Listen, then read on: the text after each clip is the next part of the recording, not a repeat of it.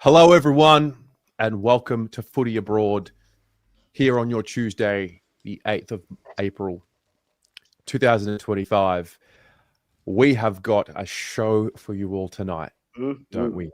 Don't we? We do. Yeah, I think we do. I don't know what it's going to be, but it's going to be a show. Buckle in. Get the popcorn out. Buckle in. It's hot. It was hot in the waiting room before we went live. And it's, I think we're going to have a lot to get off our respective chests. But as we always do, we'll introduce one by one. Winners at the top, losers at the bottom. Jake from Sage TV. Hello, mate. Hey, guys. Thanks for having me back for another week. It's good to be here. It's very good to be here, actually. Too good to be here. It's so good to be here. We took Port to school, so I thought I'd wear the school uniform. All right.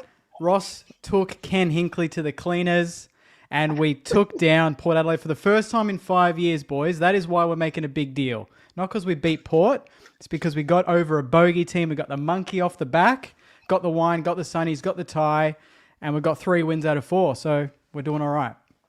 And who locked you guys in last week? This guy. You did. I think Terry did the Geelong game as well. Yes, so we've actually had a good track record. So Pom, we're relying on you this week, mate. You got to be the good luck charm. No prash. Yes. To be fair, you did say after the Geelong game that you weren't going to get too excited and it would only mean something if you went to Adelaide and beat Port. So yeah, exactly. And I stuck to that promise. I didn't want to make a big deal out of the Richmond game either, even though that was a nice performance, but to go and do what we did and the manner that we did it. If you guys watched the game, and particularly that first half, we're playing a consistent brand of football now. The last 3 weeks, you could say we've played the exact same way every week, and it's pretty exciting. Second highest scoring team in the comp, blooding a lot of youngsters and doing it all without our captain on the weekend when Port had Butters back. That's, not a bad effort. So we can't be doing too much more, really, consider all things considering. So pretty stoked to be in the 8 at the moment. See how long it lasts, but we'll enjoy it right now. fuck, must be nice. You think I'm enjoying it too much, do you, Terry? No, as in, you enjoy however you enjoy. You deserve to enjoy it. Fuck. I'm just saying it must be nice to, win.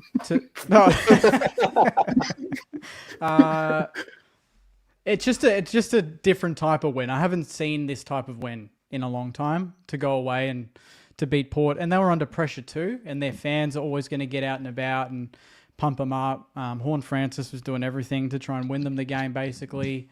They tried to get physical. If you guys watched it, they tried to intimidate us and get in our face, and we really tried to we gave it back, which was the most pleasing thing. A lot of Naz, Garcia, Windy got fired up, and yeah, we gave it back physically, but also on the scoreboard, which is, at the end of the day, that's what counts most. So, yeah, massive win for us. So, Giants this week, another test. Love to see it. Swoop Luke. Hey, mate. Good evening. Good evening, guys. Good evening, guys. Yeah, a good God. Winning on a Thursday sets up your entire, 3-4 day weekend. It was it was good. Always good beating the Blues. Always good beating the Blues. And look, I said on Footy Abroad last week that I was kind of wary that you guys would come out. I kind of had a feeling that you'd be not on top, but thereabouts at halftime, and you guys were. And Josh Dacos said it best. He said that they knew that they could break them, and break them. We did in that third quarter. The weather was a bit how's it going, but made for a really, really scrappy game. Wasn't a pretty game, but yeah, it was. It was good. It was good to look. I'm going to say it, but it was good to put a nail into the Blues' coffin for the season. Yeah. Unfortunately, I love you guys, but no, I get it. I don't love the Blues, but yeah, it was good. Pommy, how'd you go, mate? Yeah, it was good, wasn't it? I mean, look, the only enjoyment I had this weekend was seeing Windhager wear Conor Rosie like a cheap made suit. That was pretty good. Let's be honest. Yeah, it's tough. Look, I no offence to Swoop, but I can't stand losing to Collingwood at the best of times. But that was, pants. I think the hardest part for me last week was Swoop taking the piss and lying to me, saying he was scared of the freaking Blues. My God. I wasn't lying. I wasn't lying. You're lying right now. Honestly. Do you know what I mean? I can go with my team letting me down, but when my own mates are lying to me, I mean, that was the final nail in my coffin. God damn. Is that why I tried calling you that day and it was blocked? It's like, oh, this person must have changed their number. Haven't fully recovered from watching Adam Chera just walk after Josh Dacos in the fourth quarter. I haven't quite recovered from that. I keep waking up in the morning screaming, "Just run! Run!" That's all right. I'm taking it now. You what? You only signed Chera on for another 5 years, so it's not too bad. Yeah. Mate, what's 5 years when you've had a lifetime of disappointment? It's not much. Yeah, I obviously very sad, very pissed off about what happened. So Friday morning, so fan camps Thursday night, went for about just over 2.5 hours, got to bed, woke up really early. I went down the road and I went into the sauna. So I'm in the traditional sauna, right? So it's like 95 degrees in there. And there was another guy in the sauna with me. He walks in and like super nice guy, but you got to think about me. I've just woken up. I've wanted to make sure that I've done the sauna, ice bath before I do my review because I want to make sure that I'm not too over emotional. So I'm not really up for the yap. This guy wanted to like talk. Oh, so what do you do? And like you can't tell someone to shut the fuck up. It's not nice. Yeah. So I had to close my eyes and just like sort of communicate that way that I wasn't in the mood to talk. But I also understand that like he doesn't care. It's football. Like, and also it's so much to me in that moment, but it's really not anything to anyone. So that was a really interesting Friday morning for me. And yeah, look, mate, the Carlton suck, man. They suck. Yeah. Like we suck. There's no other way to put it. Yeah. So yeah. Yeah. Welcome to the show. Yeah. What did you boys make, Pom and Terry? What did you make of Voss's presser? Because I watched it, but I'm just curious from a Carlton perspective, what emotions came up while hearing his sort of reasoning. Why now? Why talk like that now? Yep. Yeah. Don't know. Do you think it's just about preserving his job now? Is that why he's sort of saying, "Nah, it's me. It's the team"? Because there's no way you guys get rid of him, right? Like I know it's a Carlton thing to do, but you have to. He's a good coach with a good team. They're just not clicking. Is how I see it outside looking in, anyway. I guess the silence says it all. Anyway, first topic, guys. Can I kick it off this week? Jake, you absolutely can, mate. I love it's 10 minutes in and we're already jumping into topics. All right. That really explains everything. So my topic this week is linked to a man that we all know, Kane Corns, but it's not going to go in that avenue. And it kind of got me thinking about calls that we've made over the years, because we know Kane's very much the type of guy that makes outlandish calls and doesn't say he's wrong. But what are calls that we have made that we can look back on and go, shit, I was really wrong about this player or this team. How long have you got? This is an amazing. So I thought this was I thought this was a good topic to kick it off. I'll start, and this is pretty, maybe not controversial. Maybe it is actually. I thought at the end of 2023, when the Lions lost the flag, I thought Chris Fagan wasn't good enough as a coach to take the Lions to a premiership. I thought he was going to be the prelim grand final loss, the Ross Lyon type, where he wouldn't quite get there. and that they needed someone else. So he built the nucleus, he built the team, but you needed a more tough senior type of guy to take him to the promised land. Maybe like Carlton now, I don't know, but that was my take. I didn't think Fagan would be a premiership coach ever. So I got that one massively wrong. He's one of the best coaches, and he might go back-to-back this year. So I'll put my hand up and say I got that one big time. Very wrong. So what do you reckon, Swoop? What was your big take? Child's play. Probably looks like he's ready to go. Let me still think of one, because I know I've said it. Yeah. I know I've said a few, but I know the Carlton boys have definitely got about a dozen to talk about. So. Oh, okay. Do you know what I mean? Like, pop shot, everything. Clubs are totally off. That's what you want. Come on, Pom. Fuck, I've got a list. We could do a 6-hour segment on stupid shit Pom's got wrong. I'll go with the most famous one because we're Saints themed tonight. I stood there in a suit and a pre-written speech and looked you all in the camera and told you Liam Stalker is the next Luke Hodge. I was next to him. I was standing next to him. There you are. In what? No way! He's not. I think Carlton fans overrate their players. If you're saying that's not even a big call, no, I'm saying Stalker, like he's not even a left footer. Like I just don't. I meant as a half-back flanker that could maybe go into the midfield. That was going to be an enforcer and tough and lead Carlton to what was going to be a dynasty. When I said 2022 will definitely be the force in football. I mean, there you are. I mean, there's loads. Josh Honey's the next Tom Papley. Don't worry about missing out on that. We've got a Papley clone.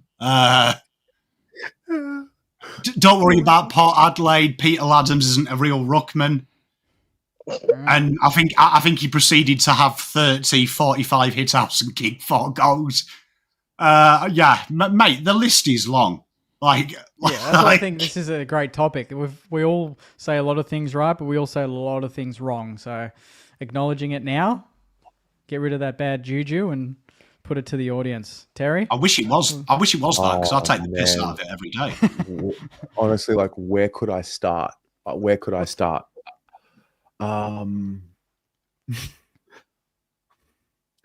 Well, I mean, you could go as early as my preseason video this year. Yeah, Carlton, I can see him winning 16, 17 games. So we'll just like knock that one off straight away. But I think the one that comes to mind that is the most famous is the week before Collingwood kicked us out of finals and we lost to Melbourne in like heartbreaking fashion. And I think I was on the fan cams and I'm like, man, it's written in the stars, it's just meant to be. I remember that. So there's that. In terms of players or things like that, I don't really remember too many that have gone like horrifically wrong. I mean, maybe whatever, but I think that one, written in the stars, that's probably the famous one, I would say. What are any in the comments? What have people said they've gotten wrong? Yeah, I bet you guys in the chat having a laugh at us. But what about your wrongness, guys? Come on.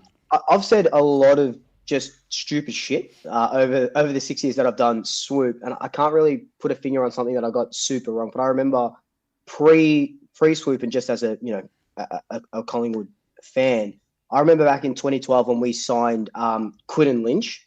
I thought this guy's going to take us to the fucking promised land. This guy is going to be that big forward that's going to stay in that forward line, old Lynchy with the glove, and he's going to kick 60, 70 goals in a season. Mind you, I think he came to us when he was like 31 or something. So, but I thought we were out of sorts with our forwards, trialing with like Jesse White and Dawsey and stuff like that. And I thought, here we go. Quinton Lynch, big guy, West Coast. We've seen him do it. He's done it time and time again. He's going to have the delivery. And I think he only played like 15 games for the Pies or something. And I don't even think he kicked 20 goals just in general when he played for the Pies. But that was one that I definitely got wrong. But in regards to Swoop, I don't know, man. I've just said I can't think of one thing off the top of my head, but know that I've said so much fucking dumb shit. I guess the main one, kind of like Terry's one when he said in preseason, I was adamant at the start of last season that I even think I put $100 and something on Pies going back to back. Like it was a certainty. I read into, I think it was Cam Mooney came out and said, I've got connections at the club, and they're saying that they've never seen a team bounce back into preseason from a premiership as well as Collingwood did. Players were training like a week after the premiership. So I thought, here we go. This is like, take it to the bank. I pretty much literally took it to the bank, and fell for that hook, line, and sinker. Fair enough. I mean, if you're going to drink the Kool-Aid, it's going to be the premiership Kool-Aid. Yeah, not a bad one to drink. Not bad. That's one that I definitely didn't even make fucking finals. I think the funniest thing about that interaction of that was the year before in 2022. So the start of 2023, Geelong just came off their premiership, and I remember they went 0-3, and I remember tweeting, it's pretty funny seeing a premier go 0-3, after a premiership. It's pretty pathetic or whatever I said. And then the Pies in 2024 went 0-3 to start their season. And then people just kept bringing up that tweet. And I was like, fuck, that's something that I definitely got wrong. It's not pathetic. It happens to the best of us. Yep. Bins. Yeah. Some mild ones from chat. I'm proud of you, chat. You're good. Yep. Well done, chat. Well done being, vulnerable with us. How good was Chera when you got him? I can't even remember pre-Carlton Chera now. How good was he? Like, was he top 10 mids? It was like a potential. What It was potential to be? It was he was behind Sarong and Brayshaw at Fremantle. I remember doing a tweet saying that, can Carlton fans stop telling me he's class and define it as an actual stat?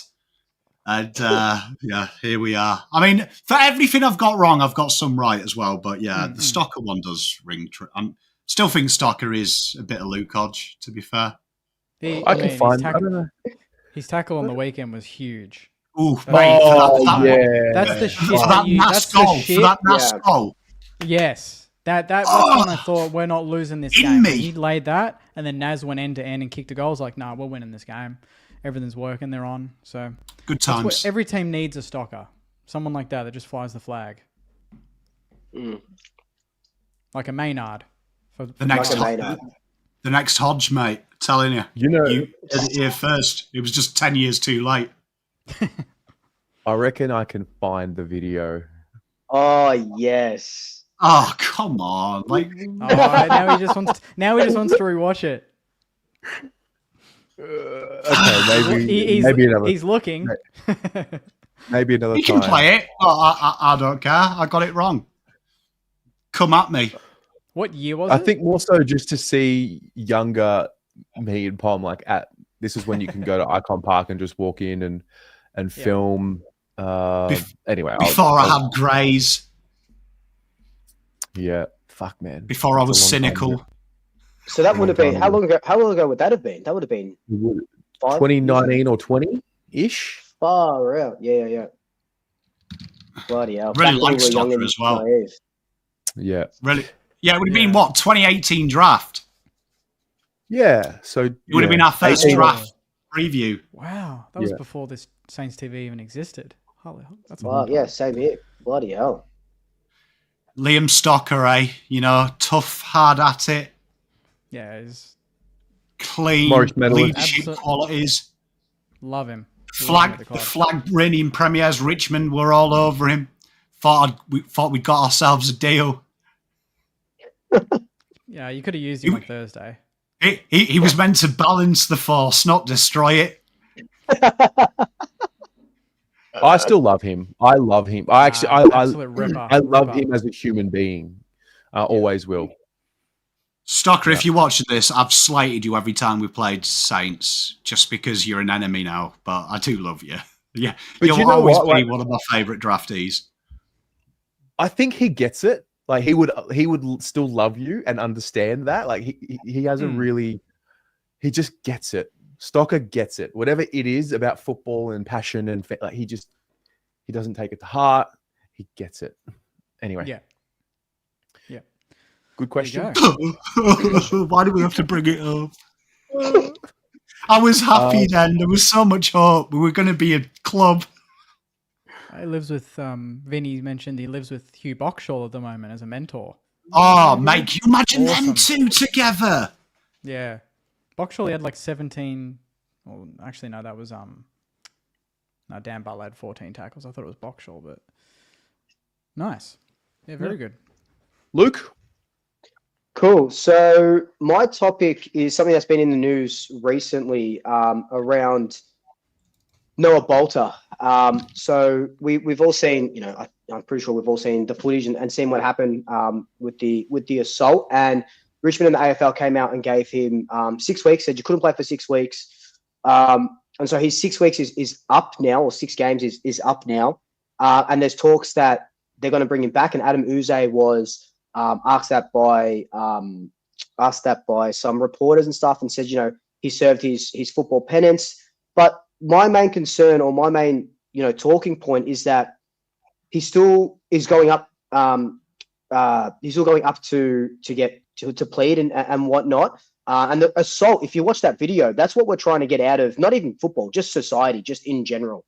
And what my main sort of topic or question around this is, what are we telling young men if you can coward punch someone, because that guy was on the floor, coward punch someone, only get done for 6 weeks at your AFL club that's paying you, I don't know what it is, $500,000, whatever it is, and then you can still play before you even have a guilty or not guilty verdict. And there's still talks that he might get up to 5 years in jail,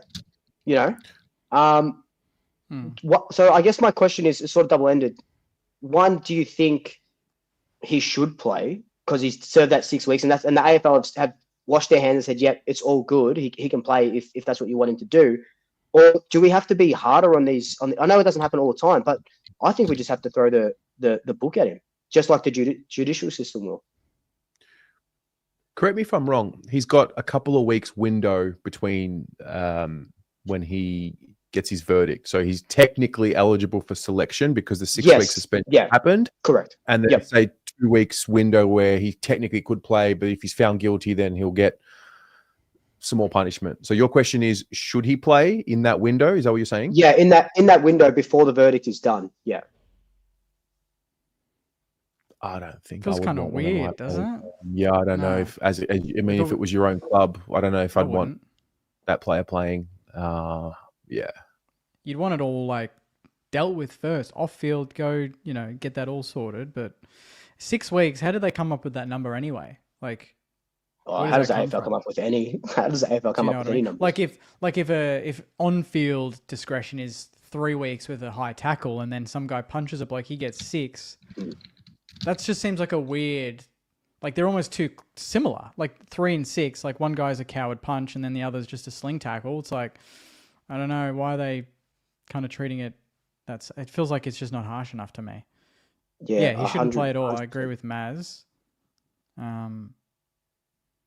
Like, does the club liaise with the police to come up with 6 weeks? How does that? I just want to know what the fault. Like, where does that even come from? It would have something to. I mean, the AFL would make that up in some way. But how does the AFL have that much control based on something that didn't even happen on a footy field?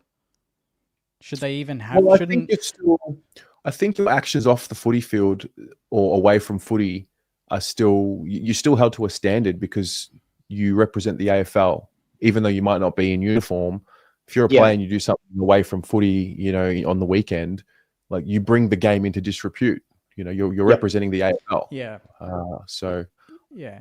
I mean, why even put a number on it then? Just say you're not playing until this is done. I think that's the biggest. It's indefinite. You were out indefinitely. It shouldn't be 6 weeks because everyone's counting down the weeks, and then he's back. But then you don't know. There's pressure on the club because maybe his case isn't closed. It just doesn't add up to me. To clarify, he's pleading guilty. It's just sentencing. Yeah, so that's a good one that I've been seeing in the comments a lot. So okay.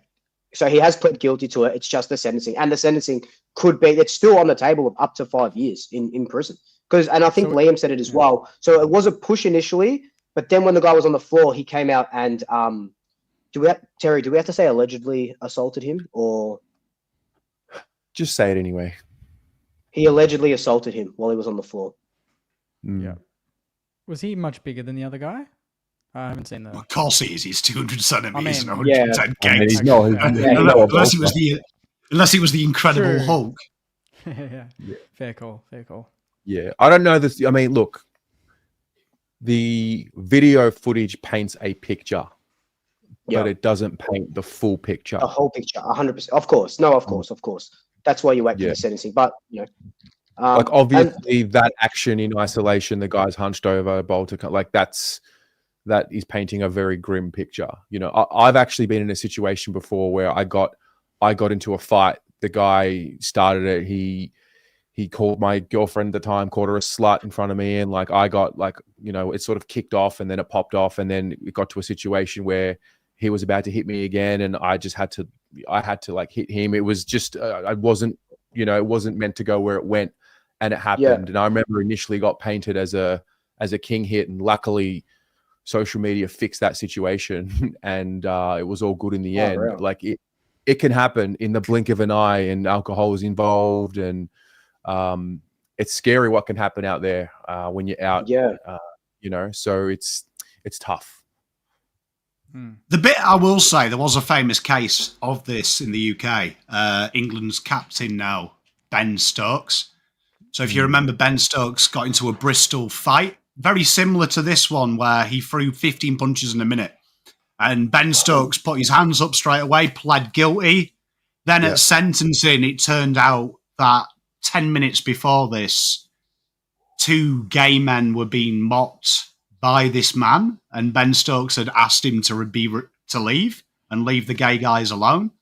And then it turned out that what triggered it was Ben Stokes heard a phone call where this gentleman had told his mates, there's 2 gay men here, let's beat them up. So Ben Stokes took the matter into his own hands and went too far, copped the thing. But very similar to this, if you look at the footage, Ben Stokes punched him to the ground, got on top of him, threw 15 punches in a minute, like knocked the guy out, broke his jaw. And then at the court case, Ben Stokes' lawyer brought these 2 gentlemen who said that Ben actually protected them and they don't validate the violence, but they're thankful. And Ben Stokes was accused of homophobia 6 years before, and he'd gone through the ECB program, and he said that this is why he had these values now. It was his job to make a stand. And so even though I think he shouldn't play until he's been sentenced, and because I look at Tyson Stengel got caught drink driving, and 2 weeks later was found with Crouch with some ecstasy, and the AFL recommended to the AFL that he would have his contract cancelled and banned from all levels of AFL football, all levels. It doesn't quite make sense. If you've been caught with a bit of gear and you're obviously needing a bit of help, the AFL will ban you. But this guy's assaulted someone, and by the looks of the footage, it doesn't look like the guy's done anything, because the guy looks like he's just there chowing down on his snack. Makes it hard. So this is a fascinating one, because I would have thought, wait until you're sentenced. Like, you stood down. That's once we've got the outcome, then we will look at a punishment. I think the 6-week ban shouldn't be a ban. It should be a blanket rule. If you're arrested, you're suspended, and then the punishment comes after the sentencing. So if it's 100 hours community service, it'll be something ridiculous, won't it? 200 hours community service, a fine. Richmond will probably get involved and give him a little bit of coin as well to not go mental. Then the 6 games should be after that. Like, it feels a bit stupid that we're saying, okay, you can king hit someone, that's great. Before, exactly, That's the biggest thing that I wanted to see sort of bring up. If it should have just been wait until sentencing, not just 6 weeks, and then you got this weird window, like you said, Terry, of like, he can play for 2 weeks, but then he gets sentenced again. It's like they're trying to have their cake and eat it as well. I don't know if there was maybe an adjournment in the sentencing, and maybe they thought the 6 weeks would cover when he would be sentenced, and then like there's a number of things. There's a number of reasons why we have this little window here. So it's interesting. It's always interesting when. I mean, this has happened off field, but there has been a couple of situations on the field. I think Lee Matthews hit someone in the 80s potentially, and he was actually charged with assault. I mean, that might be another whole question and topic in its own thing. Like, when does the line get drawn between assault and, within the realms of a football game? I think the game right now we don't really have to worry about that anymore because we don't have that style of footy happening. So yeah, it's interesting though. Yeah, and I guess one of the famous examples, or infamous examples, is someone mentioned it rudely in the comments. But anyway, it was Jordan De Goey when all that stuff happened in New York. The club didn't say, okay, 8 weeks, and then you go. The club stood him down. You couldn't train with the club. You couldn't do anything, not even be associated with the club until everything panned out and everything went to court and all cases were heard and all that sort of stuff, or whatever it may have been. But the club just blanketed until we know exactly what happened. And that's why it was a little bit different with Balta. That they gave him 6 weeks, and I think it just needs to be sentencing or court case done. Fair. But it's definitely something that we have to bring up if we're talking about mental health, and we're all advocates for being better people and stuff like that. And what example does it sort of set? But yeah. Love it. Pommy, you want to go? All right, let's do it. Right, so you've got something special for this, so let's get it going. Okay.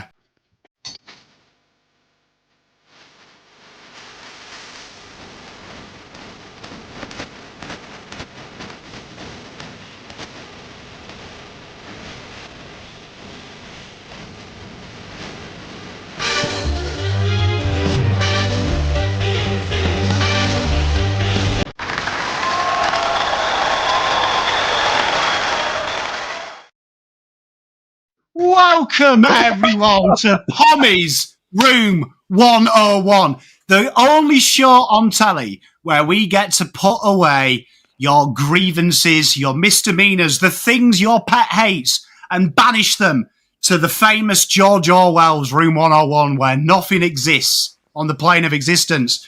While my special guests, Terry, Sweet Luke, Mr. Jake, and the beautiful studio audience think of their ultimate thing to cast away to the football world. So I want one thing from the football world and one thing from life. Could be something big, something small, something that annoys you. Let's have a look at some examples. So if you're an Adelaide fan, you may want to cast away Tom Hawkins, who had a good laugh at Adelaide's expense this week. A statement as you can get from a club official in relation to the AFL and League HQ. They're clearly not happy with it, but the AFL's a bit at fault with that, with the umpiring in the dying minute and a half of that. Absolutely, the Crows were robbed. Right in front of me. Right in front of me. That Brooke is definitely a little bit upset. But you might be a Carlton fan who might be sick of Michael Voss like myself. And in this clip here, he answered Tom Morris's question, can you explain Carlton's second half fade-out? What the fuck are you talking about? Or you might be a Doggies fan who is sick of the Doggies not buying proper key defenders and making people do a job that's not for them. Here's Rory Lobb explaining to Marcus Bontempelli he's maybe a bit too scared to ask Beveridge to say he wants to go back forward. She said no. I don't know if I could take that kind of a rejection. So there we have it. Lots happening in the AFL this week. So I'll start with Swoop. Swoop, your job here is simple. You have got to explain to me why I pressed the button to banish something from football away from all of eternity. The black hole, it will never exist. And then also something in life you'd like to remove for all of eternity. And if I agree, we'll banish it. If I don't, you're stuck with it. Okay. All right. First one that comes to my head for football is I want to get rid of the insufficient intent rule because it doesn't fucking work. It does not work. And it's always just a pain in the ass whenever they call it. Bring back deliberate or make it something else, but get rid of insufficient intent. Lock it up. You know what? I'll let you have that because I agree with you. The stupidest rule in the AFL, make it easy. And what's annoying you in life, Swoop? Something that you just remove from existence. Okay, this is my pet peeve. I hate this so much. When I want to remove people on Earth, right, that do their groceries in a trolley and don't fucking put it back into the trolley bay. I don't want to have to get out of my car when I'm trying to park and move the fucking trolley because you were too lazy. There's a special place in hell for you. Fuck off. Get out of here. Get out of this existence. Yeah, I'm going to give you that. Grinds my gears. Honestly, them people they're just not humans. Let's be honest. Yeah. No. Just it's 10 meters away. Just put it back. God damn it. Put it back. I love it. Oh my God.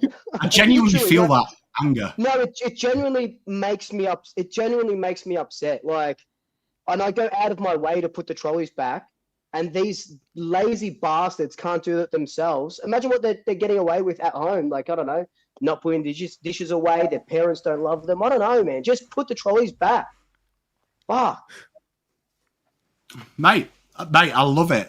No, I'm with you there. Let's remove that from existence. You know, Terry, you've sat there quietly. One football thing you'd like to remove from all of eternity. Sweep's got a full set there. Both of them banished. Get rid of them. 2 from 2, baby. You know when you're scanned into a stadium like the MCG and you want to go say hello, like you get there an hour early, we'll say, and you want to go say hello to someone who's in a bay, but they won't let you go in between the intersection of like AFL members and, you know, club members, and like they literally just don't let you pass through. Once you scan in, just let people move. Let them move. Mate, I'm with you there. Yeah, Australians have an inability to queue, so when you give them the option to queue, it goes chaos. So no, mate, I'm removing. Yeah, let's remove it. 101. Like, I want to go say hello to the cheer squad, for example. Like, give some hugs and like say hello, like catch up with people. It's like you got to go outside the stadium to catch up. Anyway? So there's that. Love it, mate. That is ridiculous. To be fair, something in life, Terry, something trivial in life that you'd like to banish. We have the power right now to remove it from all of eternity.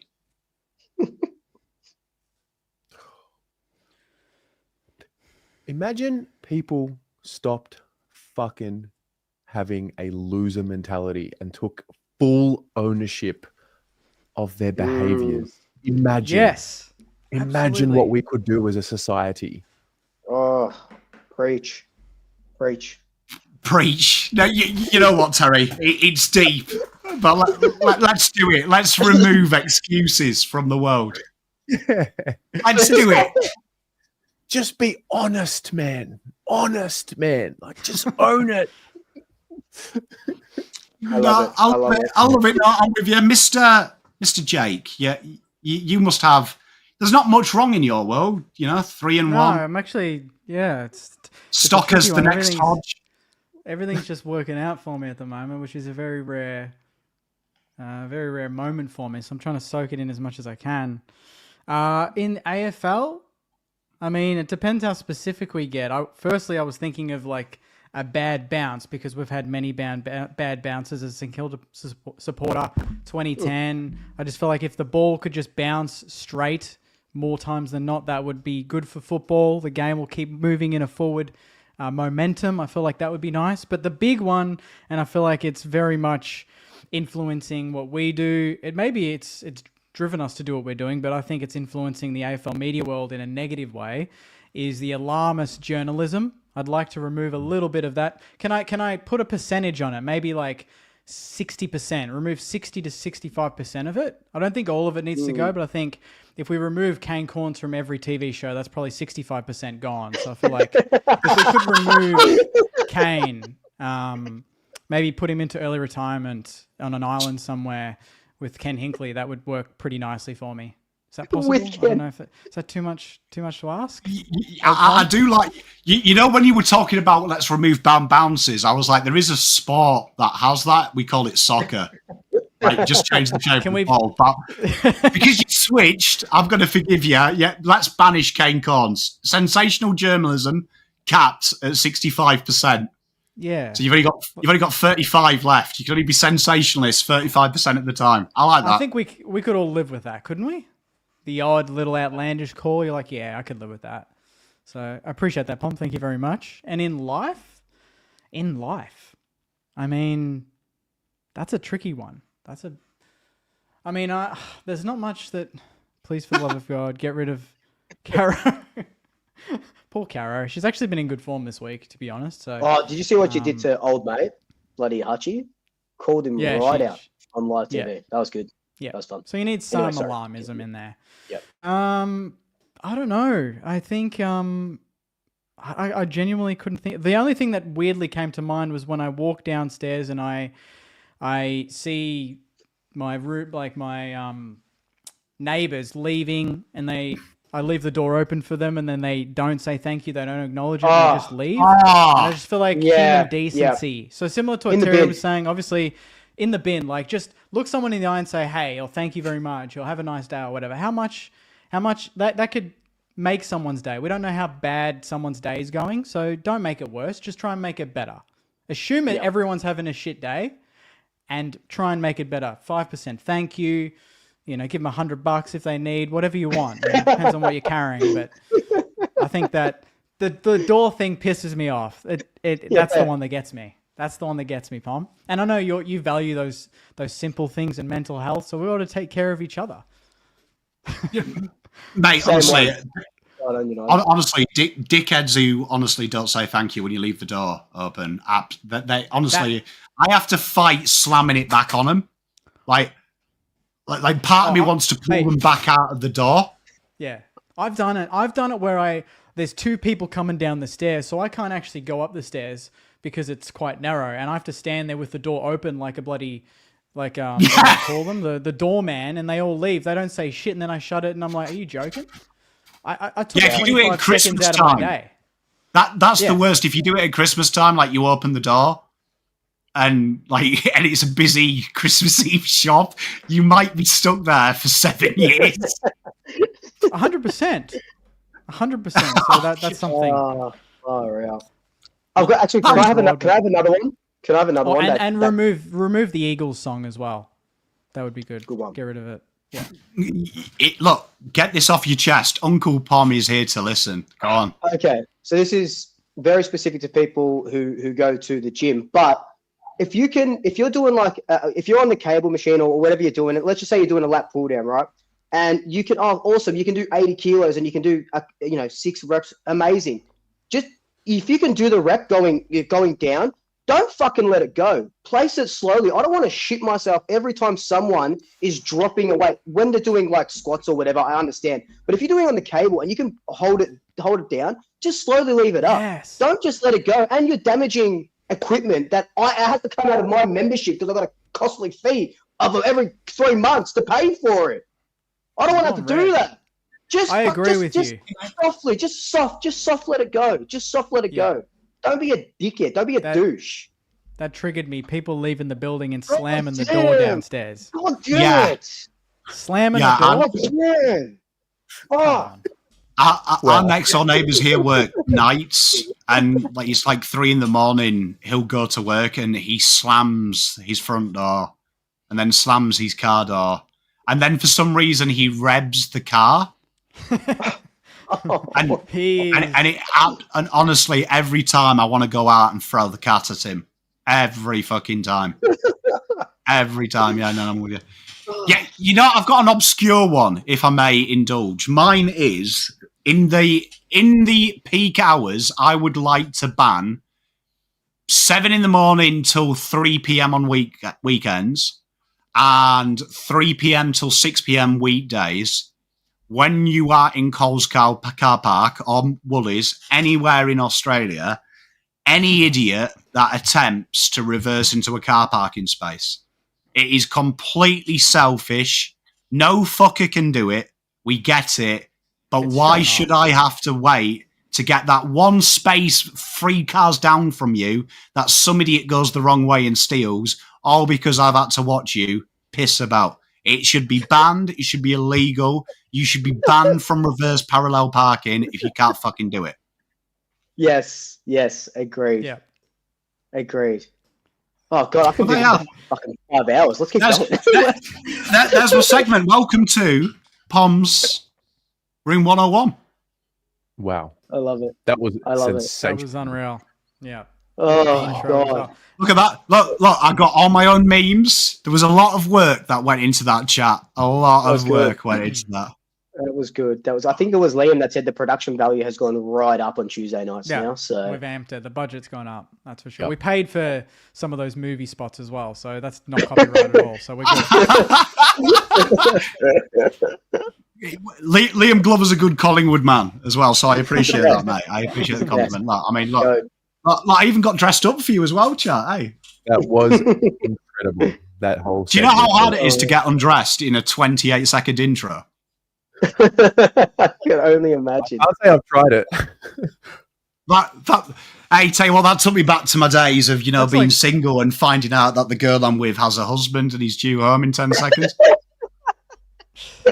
Good practice. Oh, those Well, you know days. that Those that days. pre-show energy that's carried through. This is really It delivered has. so far. Yeah, it has. Yeah. All right. Wow. Okay. I've got a list of questions. I can't ask them all. I might ask 2 or 3. Some of them will be pretty quick. First one is being a footy fan an expression of deep love, or is it just learned loyalty? So the context is, did we choose our club, or was it chosen for us? And if it was chosen for us, do we love it, or are we just conditioned to?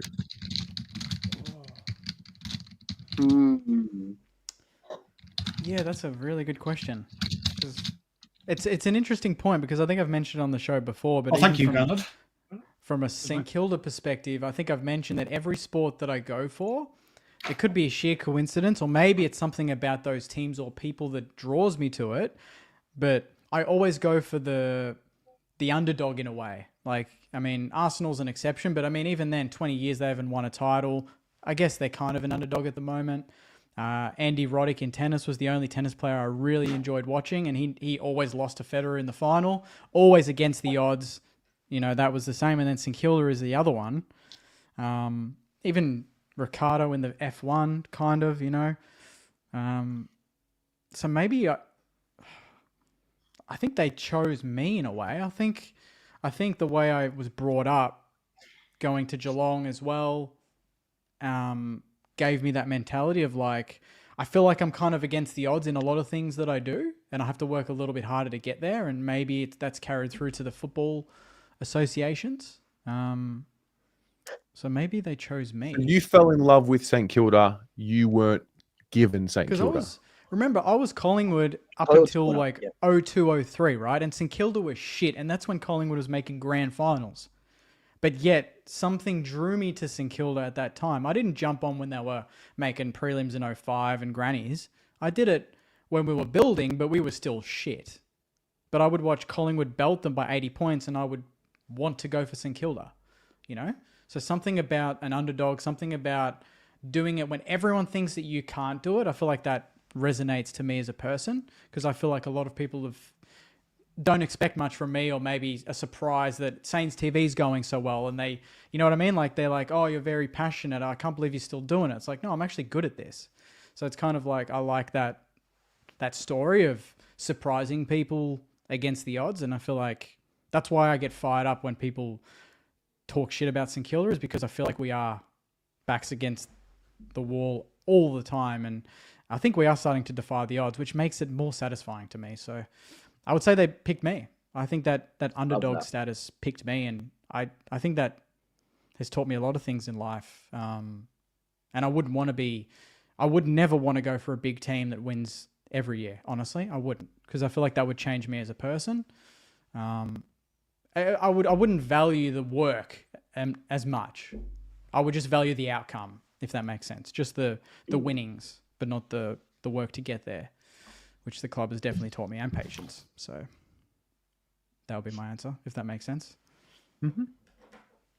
Luke? Love that.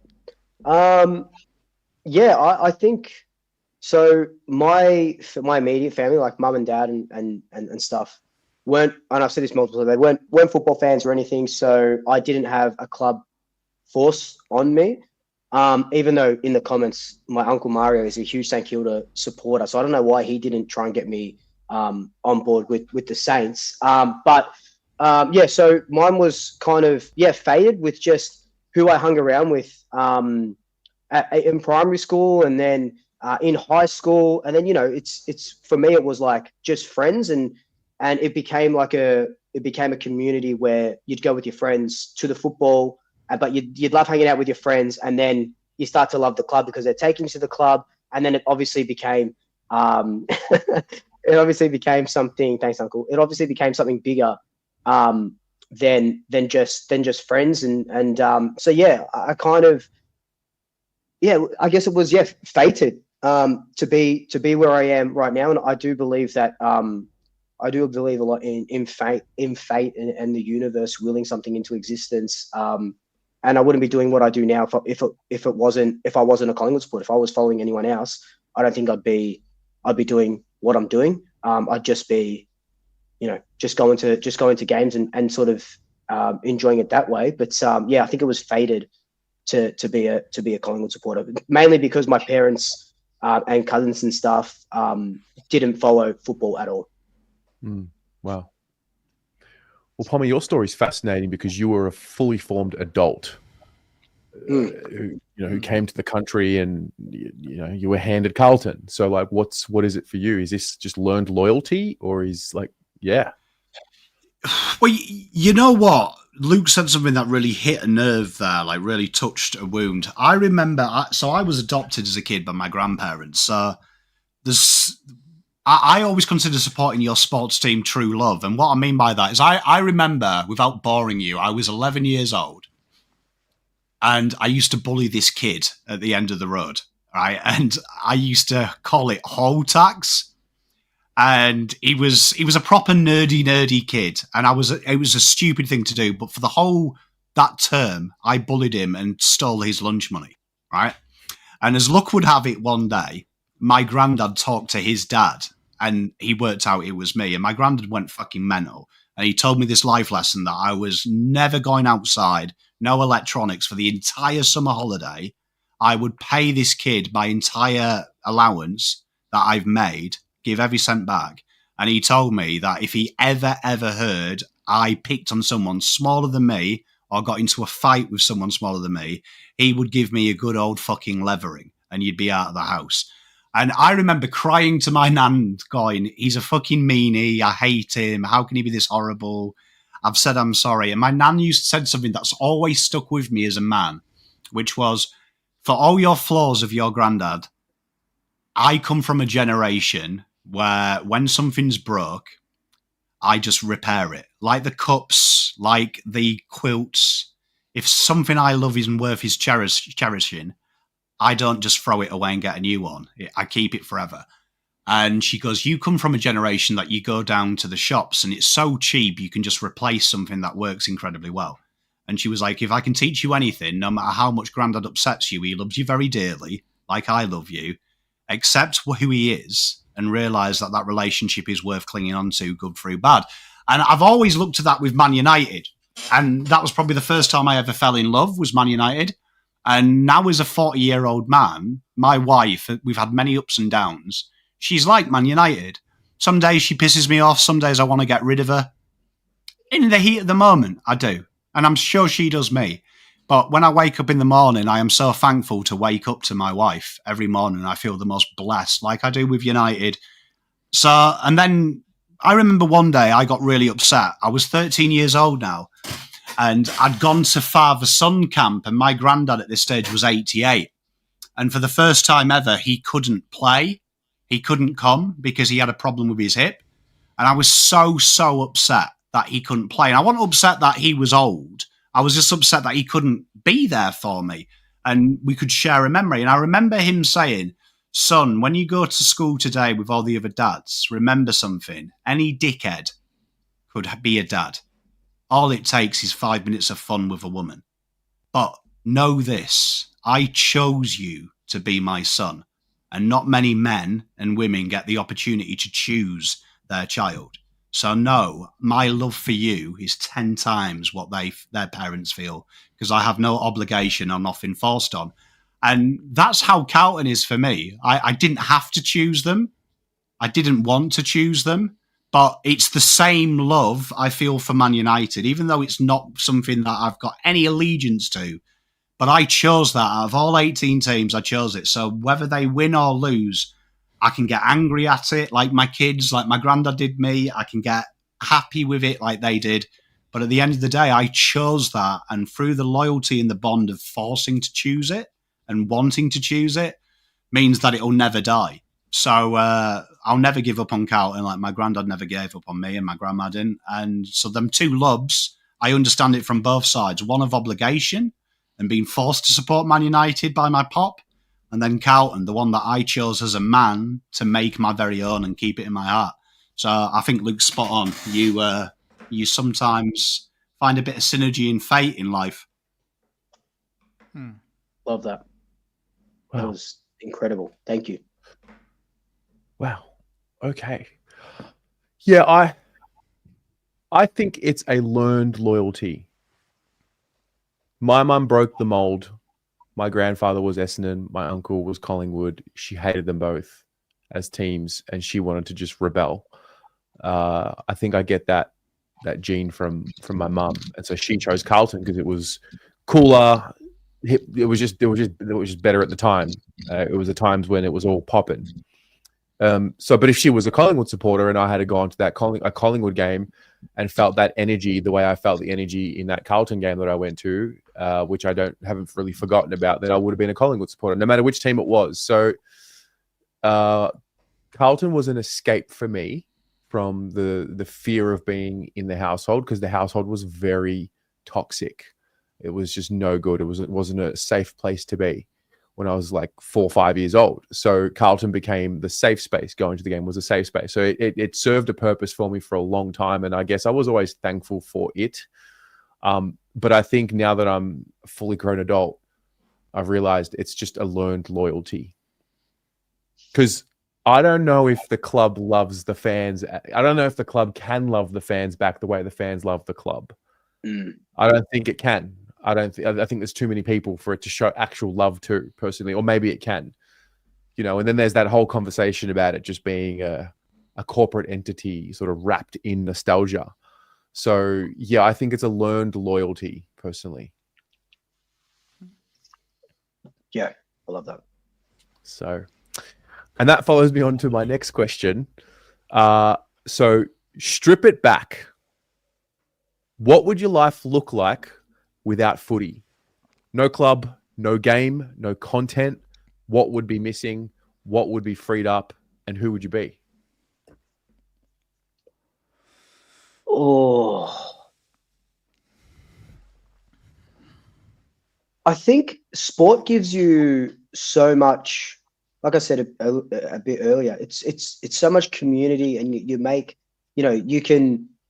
Well, I did swoop. I started swoop as therapy. Like, it was football is my time to sort of get away from everything. And I guess if I didn't have football and any of this and none, and yeah, just like no content, no nothing, not going to games every weekend, definitely I'll be able to live a little bit longer, because Collingwood just do me in with my heart every single week. So that probably adds a few years to my life, which would be nice. I think I'd be one, missing purpose if I don't have that, something to look forward to, something to commit to, something that for 3.5 hours, 4 hours on a Saturday night, I could just forget about everything. Once you step into the MCG, wherever it is, you just forget about absolutely everything. Nothing else matters. You had a shit day at work yesterday. You've got family dinner the next day with Uncle Mario, who's going to break your balls. You don't even have to worry about that. You just get into the MCG and you forget about it forget about all of it for 4 hours. I think that's so beautiful. And if I didn't have that, I'd just be, I think honestly, I'd be just really, really boring. And I'd have a lot more time for reading. But I'd just be lacking purpose, I think. That would be my biggest thing, because football and swoop gives me a lot of purpose in life, and it's led me to a lot of great people and great things. So I think that would be the biggest. It'll be a big missing puzzle piece in my life, would be the purpose.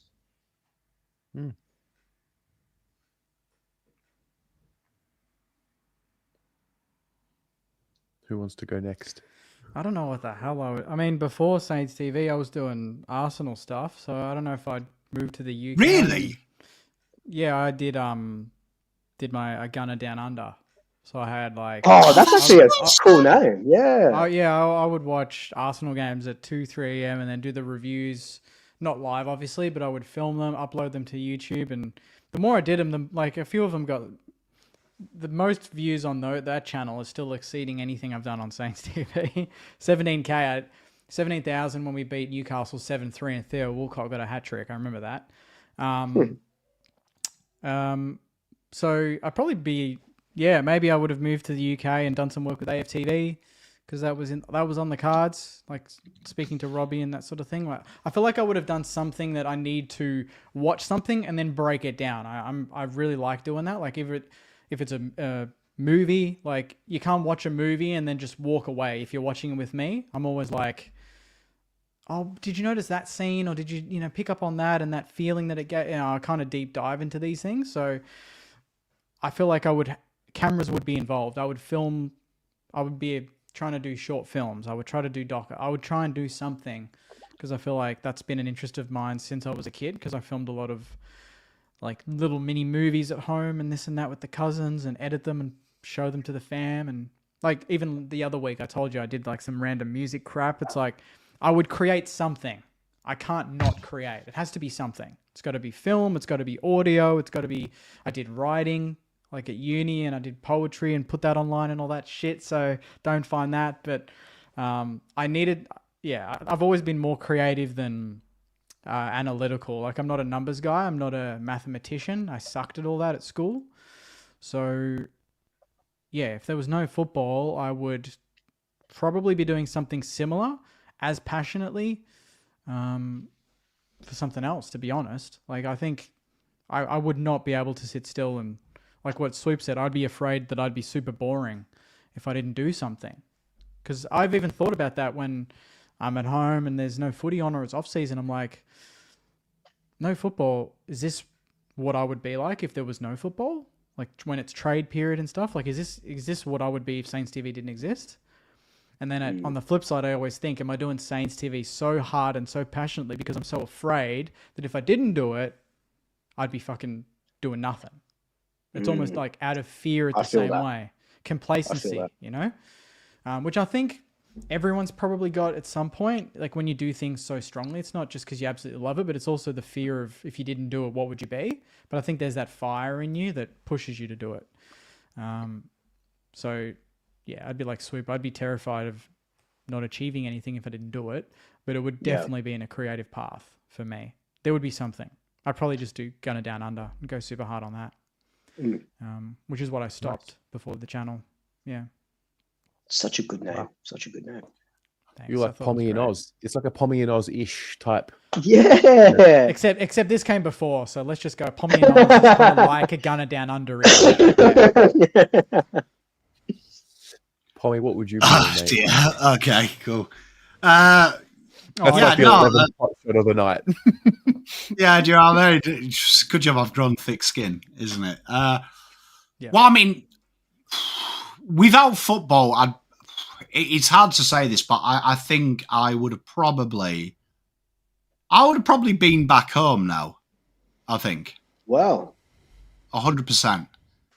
Because I remember before my father-in-law got me into it and stuff like that, I would have probably been pushing Zoe to move home ASAP, because I always felt like Australia was probably... I've had the privilege of living in some wonderful countries, do you know what I mean? All around Europe, all around Asia, India, beautiful places. And something always drew me back home, that sense of belonging. And that's why I never stayed too long and was always glad to see, proper Greg's pasty, proper cup of tea.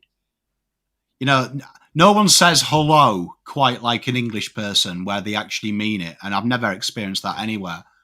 And Australia was quite hard. I find Australia probably the most unwelcoming place I've ever lived until football came into my life. Incredibly unwelcoming. I feel like everything society and cultural wise is set up to make you not feel welcome as an Englishman. But then football came in, and like I started to work with Terry, and that was pretty cool. Do you know what I mean? That was pretty cool. And then some things happened with Zoe where I took some time away from Blue Abroad, and I'll never forget. It was November 2019. I never forget one of the worst moments of my life.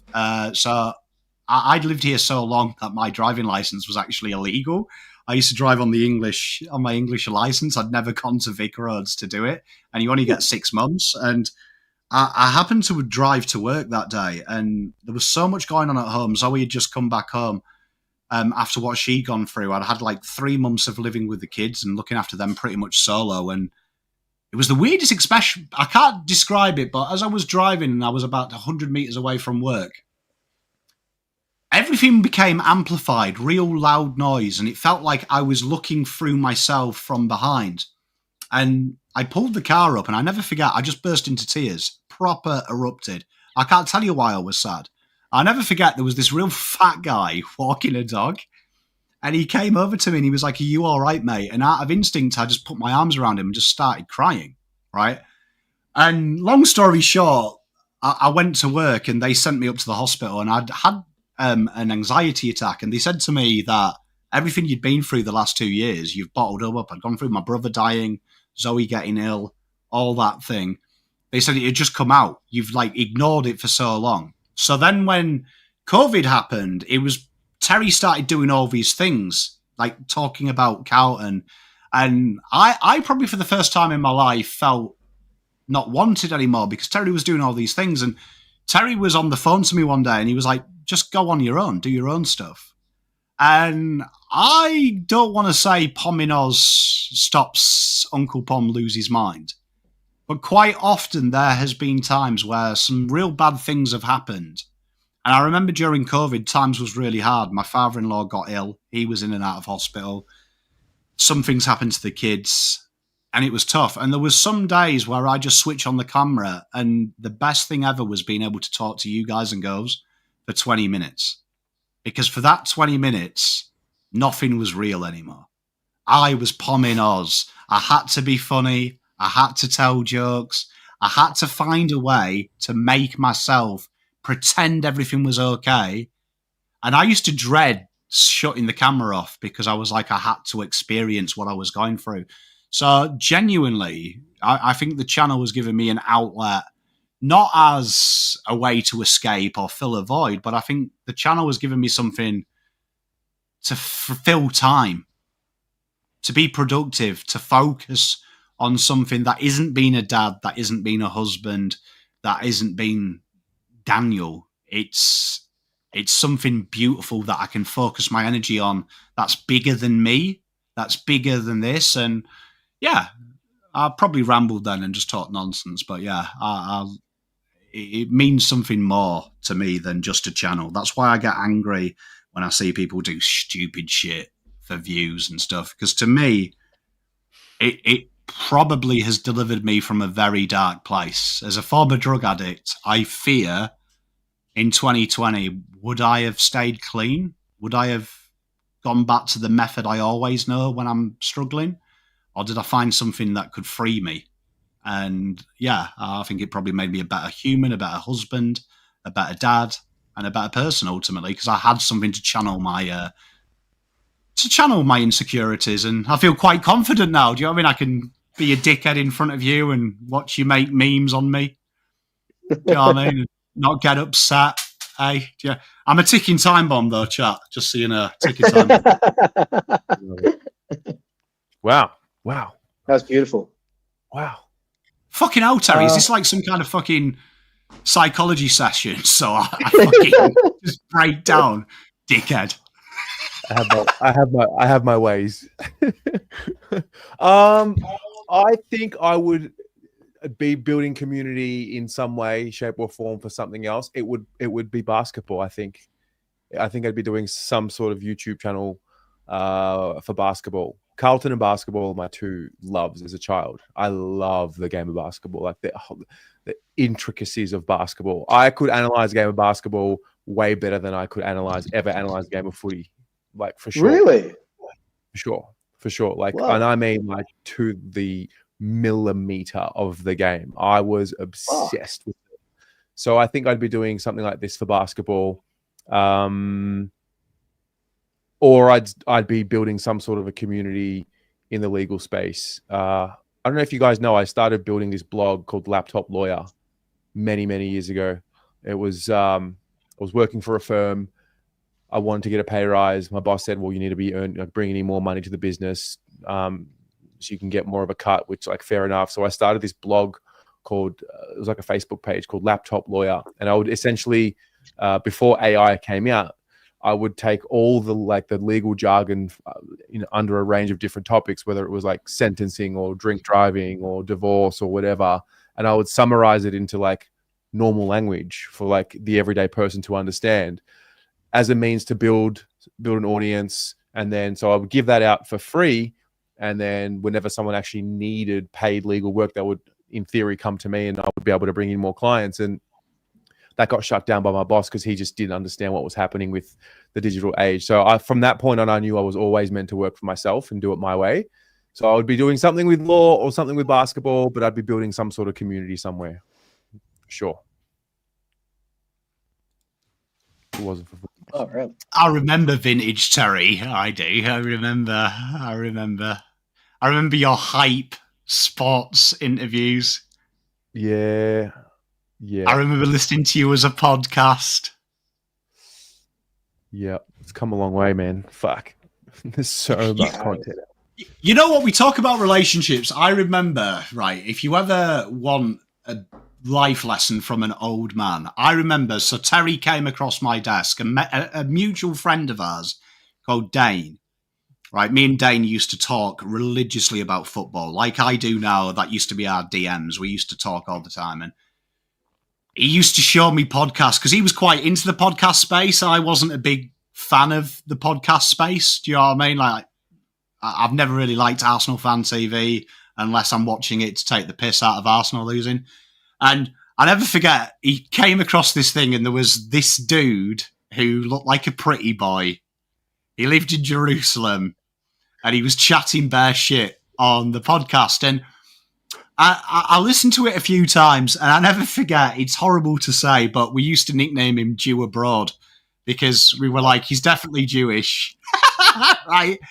And then I used to comment because I actually listened to it and I was like, you know what I like about Terry is he isn't like these other Australians who are way too emotional, telling me how they feel about life. I didn't care. I wanted to talk about the football and how the football made them feel. And I started commenting and then I never forget the Port Adelaide game. Do you remember you were in China and you were like, hey, Pommy, would you like to do the review of the game? And you might remember it, some of you OGs, I had a shitty jumper in the background that was falling down. Oh, dear, what a fucking idiot. But yeah, there it is. But I'll tell you what, Terry's like a little brother to me. So like it grew up from me going, who the hell is this guy? Where I've shared some of my deepest, darkest desires, fears with Terry. He's helped me through a lot of things and I hope I've helped him through some things. And like, honestly, you don't often hear these words from a man, but I can't love someone more than I love Terry. I love him like a brother, man. Like, literally love him like a brother. Oh, well, what's going on here? No, but legit, man. Like you think about that, like two guys, and honestly, my mates in England all the time take the piss because they're like, who's the fucking pretty boy? What's this? He's not one of us, bro. And like, I speak to them and go, Terry is one of us, man. Like, he's one of us. Like, he thinks like us just because he looks like a lawyer. He looks like he's got his head up the arse. He hasn't. Right? He hasn't. He's one of us. But, like, that was their impression. My boys back home were like, why are you fucking hanging around with this guy, man? Like, do you know what I mean? Like, but it's genuine. Sometimes get out of your own insecurity. Get out of your own stereotype. Sometimes the person out there is what you need in your life, and it's probably because you've got a preordained judgment of what they are. So, there you are. There's my 10 pence. Thanks, bro. That's very nice. Yeah, Love you beautiful. too. He does look like a lawyer, wooden spoon data. Honestly, the Terry's doesn't surprise me very often. There's two, like, honestly, I knew he was a lawyer. That didn't surprise me. It was when he told me he wasn't Jewish. We'd worked together like 3 years. When you told me that you weren't Jewish. Absolutely blew me away. A non-Jew that lived in Israel who's Greek with the Persian Iranian surname. I'm probably a spy somewhere else in another life. I'll never forget having that beer with you, and I just asked you like about like saying, well, obviously you're Jewish, and you were like, what made you think that? And I'm like, what? Yeah. Like what? Anyways, Surely not. Lads, that was fantastic. We need to move on though. Wow, that was very powerful stuff. Yeah, very, very powerful stuff. Do we dare go into lock of the week again? We've got Gather Round coming up. Wait, are any of you going to Gather Round? Nah. I'm there. I'm driving up on Thursday. So I really want to go. fun. I'd go, but it's sold out, which is bullshit. Yeah, I'd go to any game. Honestly, I reckon I'd love to go. I'd love to go Adelaide Geelong. That'd be a good game. Anyone sort me out tickets? I'll drive up to Adelaide Geelong. Let's do it. How did we go for locks of the week? I can't believe I went against the rule. Never pick Carlton lock of the week. Just don't stop doing it. It's Terry's fault. Luke? My lock of the week is Carlton, actually, against West Coast. Oh, come on. No, it's not. No, it's not. It's not. My lock of the week, I had it picked in my head. Was before. mine North? Couldn't have been. Oh, my lock of the week. Okay, this is going to sound really fucking stupid, but my lock of the week is going to be Melbourne over Essendon. Ooh. Yep. 0-4. I'm still not feeling. I said this all of last season as well, that I'm still not feeling Essendon, and I still am not feeling Essendon. So my lock of the week would be Melbourne to bounce back. I don't think it's going to be pretty. I think it's at Adelaide Oval, right? It must be. It is. Saturday night. Yeah. So my lock of the week will be. I don't know if I'm going to that game. I'm going to 4 or 5, but it'll be Melbourne over Essendon. I'm going to 4 or 5, just casually at 4 or 5. Oh, it's just like they got like a 3-game pass thing that you can just buy. So it's gonna be good. And the prize game. So they've made it like Wet and Wild. Yeah. I'll be wet and wild. Let me tell you, it's gonna be good. You're not talking about the football anymore, are you? No, not at All right. Let's move on. Jake, help us steady the ship, mate. What do we got going on? What's your lock of the week? Ooh, Port over the Hawks. Final game Gather Round. Port over the Hawks. I reckon they've gone 4-0. They're due, and Port at home. Yeah, we beat them, but they were all right. They were okay. Oh, I can see them beating the Hawks. So I think back to reality. Hawk Balls, it's gotten a good run. Everyone's loving them. They're winning every week. Everyone's posting reels. No Will Day now. He's out for 4 months. I think that's going to take a hit in the midfield, and Port are going to get up. So I'll go Port. Wow. Yeah. Can we double up on locks of the week? Can we like piggyback? Yeah, on of course. Yeah. I was thinking Port. Pommy, do you have one? Yeah. Okay. What have you got? So I'm 2 out of 3 going with unfavourites, and we're going to be 3 out of 4 with this one. Barassa Park, Sunday, April the 13th. Richmond do the unthinkable, and they beat Fremantle. Oh, Jesus. Because Fremantle and GWS are holding hands at the minute as the biggest frauds in AFL football. Damn, you think the Giants are frauds? You think the Giants are frauds? Yeah, mate, you just think that. You've just been culturally been told to believe GWS are good, and that's okay. Do you know what I mean? Some people fall for it. They're not good. I'm telling you, Richmond I hope they're not beating the Dockers. Yeah, Okay. I mean, yeah. Look, I could have gone Saints will beat GWS. Everyone knows that. It's not exciting. Richmond are going to expose the Dockers this weekend. Yeah, that's a good one. Yeah, I still everyone got crazy when the Dockers beat the Dogs, who were missing a bunch of players at home.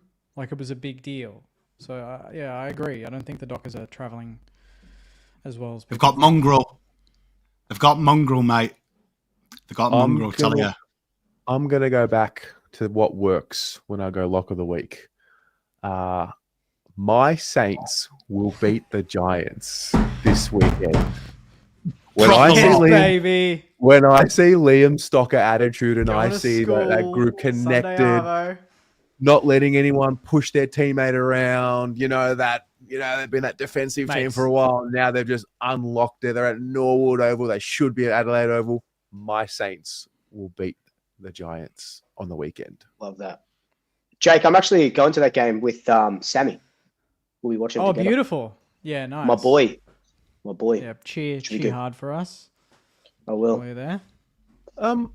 Question. What happens if West Coast beat Carlton?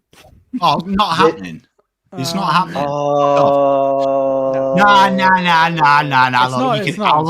I'll let you lie last week. Lies make baby Jesus cry. I ain't making a baby cry. You're struggling, but you're not that. You're not. There's no struggle. No struggle. Carlton by 10 goals. It's totally fine. West Coast Eagles, all due respect, borderline if they're a fucking football team at the minute. Honestly. If we were talking the next week against North, is it North? Yeah. Nah, we'll beat them as well. Behave. Carlton, but I'm just saying North aren't as bad as North are not West Coast. They're better. Look, you've won 3 pretty little games out of 4. We've given you kudos. You're wearing a fucking tie. You're still up a player. What's this got to do with me? Just calm it. We're not very good at the minute, 0-4. But in 3 weeks' time, we will be 4-2 and everything's all gravy, baby. It's all right. Blues are back. Blues are beating them by 10 goals. It's crazy. It's crazy to think that in a fortnight, when you beat West Coast and the Kangaroos, your last 4 victories will have been against West Coast and the Kangaroos. Yeah. Okay. Do you know what I mean? All right, cool. Aren't you guys looking forward to it? Stop spitting facts, Luke. Luke, come on. Aren't you looking forward to when we win a couple of games and we get that false hope up again? And then they get shut down. To see Dan Gorringe's TikToks. Woo!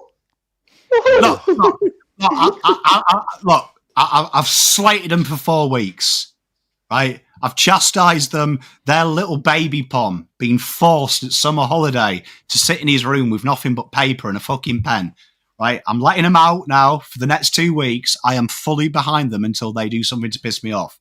So I'm going to believe they beat them by 10 goals. They'll go and play Clark ball and turn that into mid ball. And then we play Geelong. And that's when it really matters. So they've got 2 weeks, 2 training games, kick ass. So I can come on this show and I can wear a tie I stole from a player and sunglasses from the server. We beat some good teams. We've beaten 2 prelim finalists, yeah? So just take it easy. All right. Okay, we were a game. Yeah, but mate, when I came on the show after being, when I came on the show after we were a game off the grand final, I didn't wear servo sunglasses, did I? Do you know what I mean? Yeah, because you expected. You think all good things come to you for no reason. Saints fans, we go through shit. We've got to deal with it. We've got to cop it, all right? We cop it every bloody day, even when we're good, yeah? So let us enjoy it. Sit in your corner. Let us enjoy it. I'm not saying you can't, but let me enjoy it. Blues are back, baby. Win and then say you're back. Blues are back, baby. It's already happened. Look, we can't possibly lose to it. Clip that. Can't possibly lose to the Eagles. If we do, I'm not asking for a board spill. I'm going to save the AFL 200 million. We'll fuck off to Tassie. That's how you fix it. Get them out of my sight, out of mind. We'll play in Tasmania, the Carlton Mania Blues or whatever you want to call us. Tas Carlton. I don't care anymore. Calmania. That sounds good, actually. I'm keeping it. Calmania sounds pretty good. Yeah. Right, that you know what I mean? I'll be the mascot instead of that stupid bear or whatever it is. All right. I've got that time stamped. Okay. Well, that 126.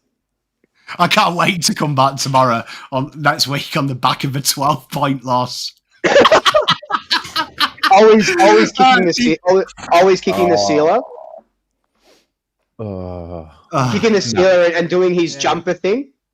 doing his jumper thing that just annoyed me so much Point whenever to he the played logo. the pause. Yeah. I wish someone else would point and like grab their jumper now at Carlton. Anyway, TDK. Well, they haven't. I mean, to be fair, Terry, can you imagine if any of these dickheads in the second quarter, when they've averaged 1 goal 4 in the second half, had the audacity to kiss their badge? Like, do you know what I mean? by the way, Jake, I've absolutely changed my tune. I think Tom DeConing's leaving.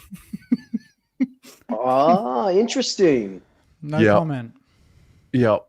I remember when Connor Rogers took the piss out of you that you said you'd take a first rounder for TDK. We might get less, bro. Exactly. Might Connor, get less where are than ya? fucking a top Where 5 are you? pick.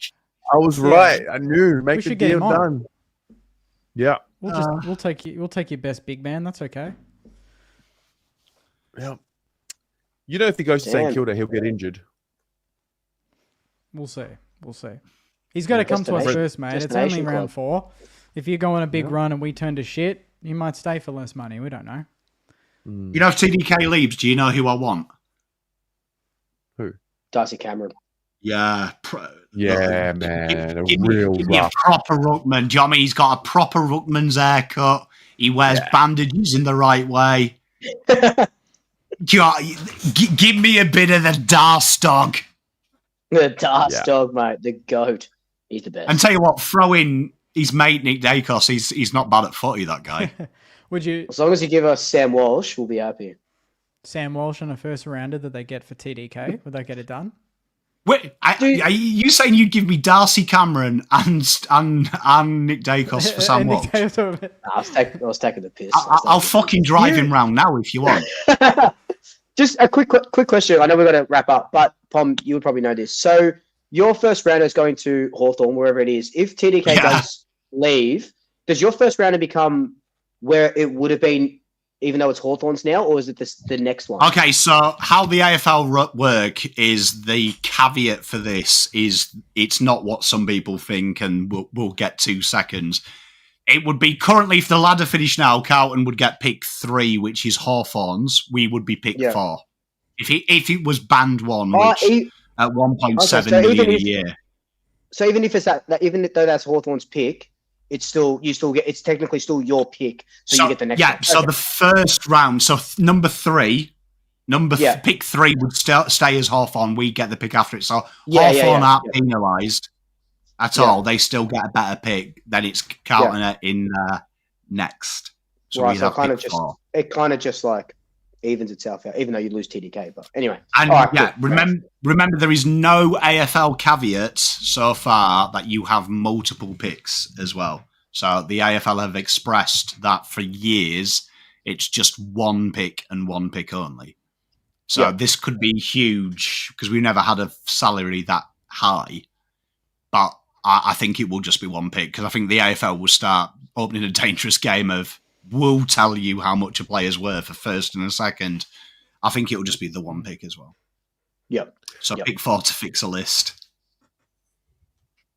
It can Can't be wait to done. be outside the G telling Terry that this Nets player is the Nets fucking Luke Hodge. Luke Hodge. Oh, fuck. We have fun. Well, that's been great. That has been great. Lads, well done. Chat, well done. I think we covered all bases. Footy, emotions, and then back to banter. Yeah. It's good ebb and flow. Good ebb and flow. Make sure you all have a good night. Good luck to every team this weekend. Surely we come here next week and everyone's won. Like, just surely for the vibes, you know? Fingers crossed.